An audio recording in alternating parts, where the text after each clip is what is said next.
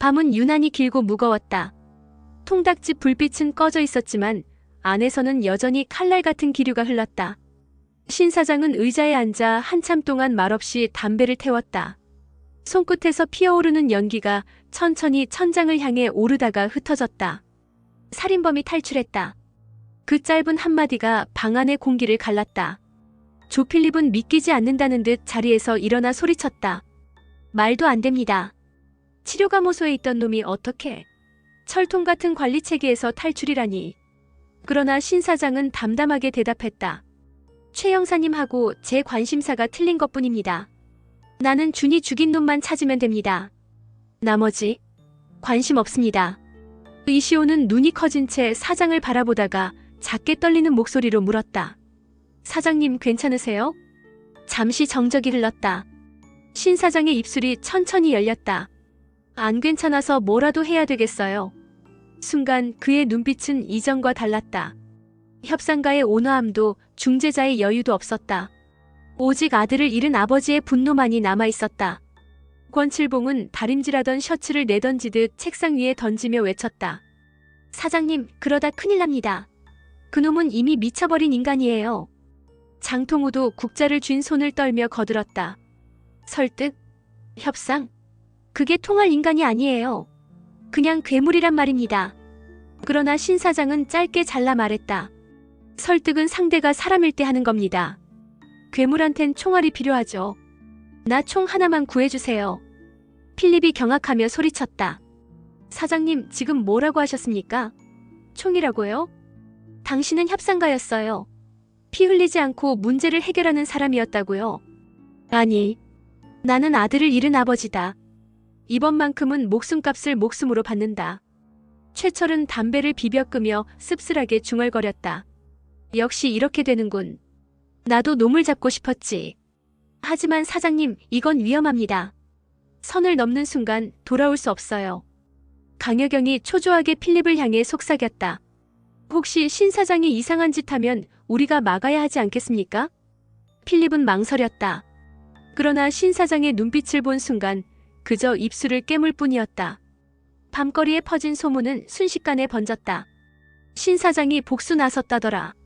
아들 죽인 놈이 탈출했대. 이번엔 협상이 아니라 피를 본다더라. 이야기들은 점점 왜곡되어 도시 전체를 덮어버렸다. 시오는 신 사장을 따라붙으며 울먹였다. 사장님, 제발 목숨만 살려주세요. 지금은 복수가 아니라 살아남는 게 먼저예요. 우리 아직도 사장님 필요해요. 그러나 신 사장은 고개를 저으며 중얼거렸다. 목숨값은 목숨으로 받을 거야. 그 순간 방 안에 흐르던 공기는 폭발 직전처럼 팽팽히 당겨졌다. 어둠은 더 깊어졌고 통닭집 뒤편 작은 골목에는 바람 소리마저도 칼날처럼 매서웠다. 신 사장은 묵묵히 걸어나가며 낮게 중얼거렸다. 이제 협상은 끝났다. 내가 찾아간다. 그 뒤를 따라붙은 시오는 다급히 그의 팔을 붙잡았다. 사장님, 그건 너무 위험해요. 혼자서 가시면 안 돼요. 그놈은 사람이 아니라 괴물이라고요. 그러나 신 사장은 눈을 내리깔며 단호하게 뿌리쳤다. 괜찮냐고? 안 괜찮다. 그래서 뭐라도 해야 되겠다. 조필립은 멀찍이 서 있다가 참지 못하고 외쳤다. 당신은 협상가였습니다. 사람을 살리고 분쟁을 멈추게 하는 게 본업이었잖아요. 그런데 지금은 그냥 복수기처럼 굴고 계십니다. 신 사장의 눈빛은 불길처럼 치솟았다. 필립, 협상가가 뭔지 알아? 목숨값 깎아내리지 않는 장사꾼이다. 하지만 놈은 내 아들을 죽였어. 그건 흥정거리가 아니다. 나는 이번만큼은 목숨으로 갚는다. 최철이 담배를 물고 골목에 나타났다. 사장님, 놈은 이미 움직이고 있어. 탈출한 지 하루도 안 돼 벌써 사체가 나왔어. 경찰은 이걸 은폐하려 들겠지. 하지만 난 봤다. 놈의 흔적을. 여경이 숨을 고르며 보고서를 내밀었다. 놈이 마지막으로 목격된 곳은 시 외곽 폐공장이에요. 하지만 형사님, 만약 신 사장이 거기로 간다면 우린 그를 막을 수 없어요. 최철의 표정은 굳어 있었다. 막는 게 아니라 지켜야 해. 사장이 선을 넘더라도 이번만큼은 끝까지 본다. 통닭집 안 불빛이 꺼지고 모두가 침묵하는 순간 주마담의 전화가 울렸다. 보증금 돌려줘요. 익숙한 목소리, 그러나 떨리는 음성. 주마담의 얼굴이 하얗게 질렸다. 뭐 하시는 거예요, 이 시간에? 그 너머에서 기괴한 웃음소리가 들려왔다. 나는 아직 끝나지 않았다. 신 사장이 내게 다가온다. 좋아.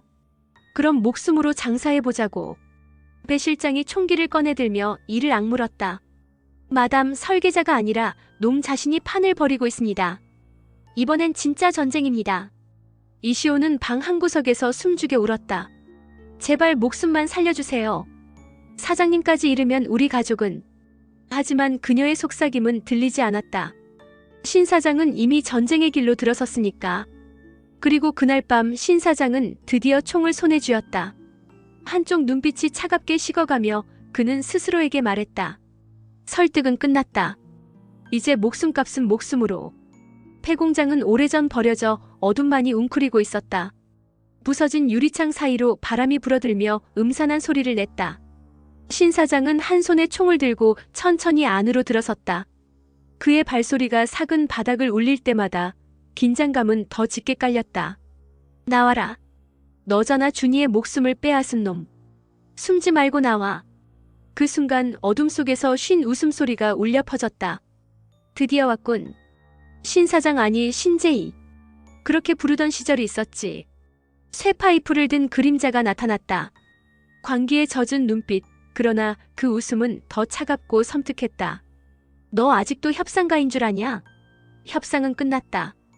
이제 목숨을 내놔라. 신 사장의 손끝이 미세하게 떨렸다. 하지만 곧 단호하게 총을 겨눴다. 목숨값은 목숨으로 내가 내 아들에게 지은 죄 그대로 갚는다. 그러나 그 순간 뒤에서 날카로운 목소리가 울렸다. 총 내려놔요. 지금 당장. 최철이었다. 경찰 기동대가 빛을 비추며 일제히 포위하고 있었다. 사장님, 이건 당신이 할 일이 아니야. 법으로 보내야 한다고. 신 사장의 눈빛은 흔들리지 않았다. 법? 15년 전에 법은 어디 있었어? 그놈은 내 아들을 죽였는데 치료감호소에서 편히 누워 있었다. 이게 법이냐고. 최철이 이를 악물었다. 맞아, 그때 난 실패했지. 그래서 다시 기회가 온 거야. 하지만 당신까지 괴물이 되게 할 순 없어. 긴장의 팽팽한 줄다리기 속에서 이시온이 뛰어들었다. 사장님, 제발 그만해요. 목숨만 살려달라고 했잖아요. 우리 사장님까지 잃으면 더는 버틸 수 없어요. 신 사장의 눈가가 흔들렸다. 그러나 총구는 여전히 범인을 향하고 있었다. 조필립이 한 발 앞으로 나섰다. 사장님, 지금 방아쇠를 당기면 당신은 살인자가 됩니다. 설계자가 원하는 건 바로 그겁니다. 복수라는 미끼에 당신을 빠뜨려서 당신을 무너뜨리는 것. 그때였다. 꽝! 천장에서 무언가 떨어지며 연기가 피어올랐다. 순간의 혼란. 그 틈을 타 살인범은 그림자처럼 달아났다. 최철이 소리쳤다. 놈을 잡아! 놓치면 안 돼! 경찰들이 우르르 쫓아갔지만 공장은 이미 설계자가 준비한 덫으로 가득했다. 무너지는 철골, 터져나오는 가스통. 모두가 숨을 죽인 채 빠져나가기 급급했다. 밖으로 간신히 나온 순간 스피커에서 낮고 기괴한 목소리가 울렸다. 잘 보고 있나, 신 사장? 목숨을 목숨으로 갚겠다 했지? 그런데 왜 아직 방아쇠를 못 당겼을까? 너도 알고 있어. 내가 무너지면 내 곁에 있는 놈들도 다 무너진다는 걸. 신 사장은 이를 악물며 대답했다. 나를 시험하지 마라. 설계자, 이번엔 내가 끝을 본다. 하지만 가장 충격적인 건 그 직후였다. 경찰차가 도착했고 수갑을 찬 한 남자가 끌려 나왔다. 모두가 놀라움을 금치 못했다. 김수동.